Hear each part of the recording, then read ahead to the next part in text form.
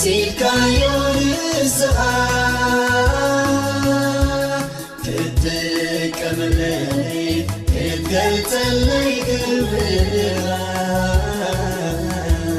ይገርመኒ እዚ ክቡር ዕፃ ካባኻዩ መዓስ ኮይኑ ካባይ ኣይኮነን ካባይ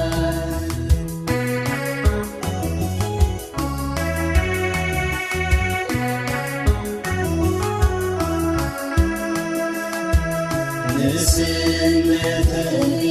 ወሲካዮ ንስኻ ክትቀበለኒ ክትገልጸለይ ክብርኻ ይገርመኒ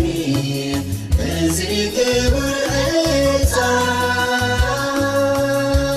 ካባኻዩ መዓስ ኮይኑ ካባይ ኣይኮነን ካባይ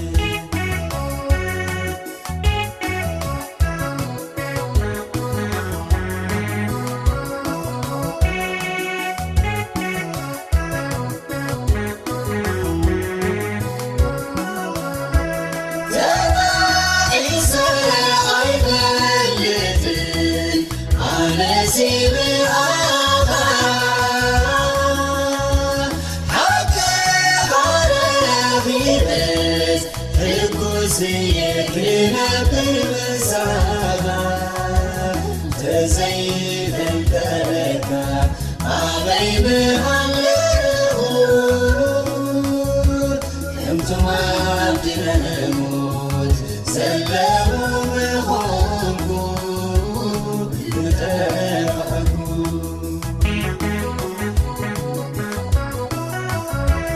ተናዒሰ ኣይፈልጥን ኣነ ሲምዓኻ ሓቂ ዓረቢበስ ሕጉስ የክነብር ምሳኻ ተዘይፈልጠለካ ኣበይ ምሃለኹ ከምቶም ኣብቲ መሞት ዘለዉ ምኾንኩ ንጠፋእኩ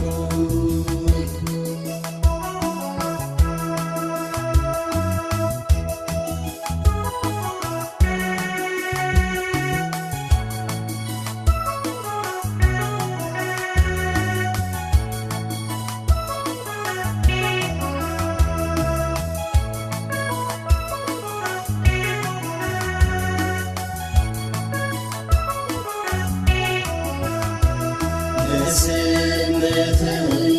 ወሲካዮ ንስኻ ክትቀበለኒ ክትገልጸለይ ክብርኻ ይገርመኒ እዚ ክቡር ዕፃ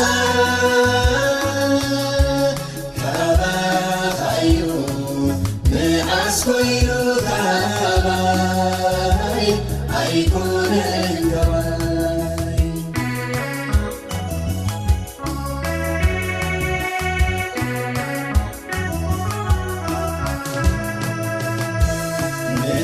ንስነተይ ወሲካዮ ንስኻ ክትቀበለኒ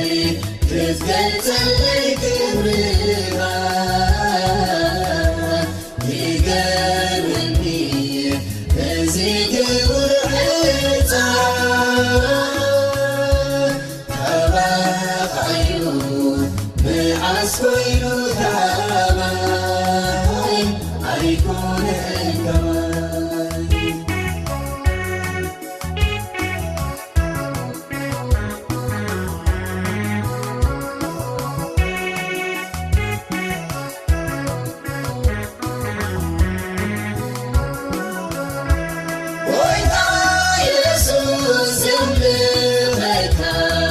ስለቲ ብርኻ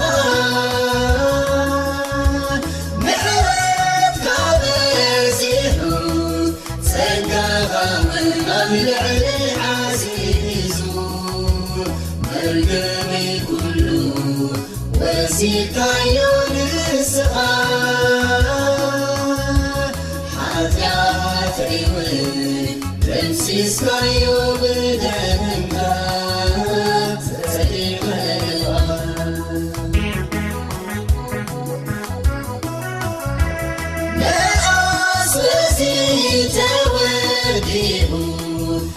يسوع حياتك أتتبع تمرني تغييرا للغة نعمي كله تمكرون الصغار نوش تيمن تمنعوا بحبوسك